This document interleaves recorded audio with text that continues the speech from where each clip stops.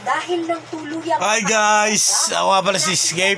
O, diba? lalaki na nakabulag pa sa kalsada.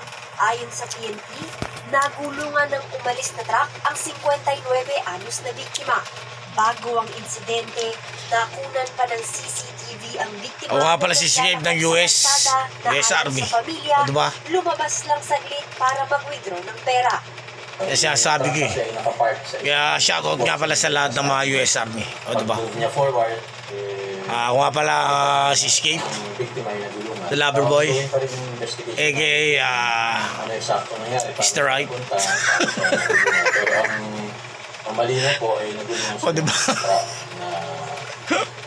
involved. Isinugod pa sa ospital ang biktima pero idiniklarang dead on arrival.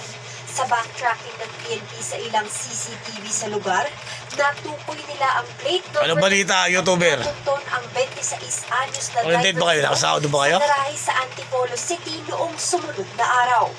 Sabi ng PNP, Nasahod yun ba yung pangalan ko? Ito. 2021, nasampahan na rin ng reklamong reckless. O, yung mga marbat ha. Sa totoo lang ha.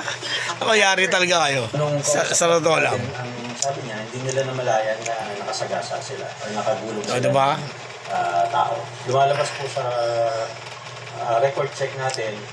O, yung nagpapanggap ng girlfriend ko, bakit? Ba't ka nagpapanggap ng girlfriend ko? Bakit ba? Gusto mo ba ako? Pwede naman mangyari yun eh. Kung gugustuhin mo lang eh, punta ka rito.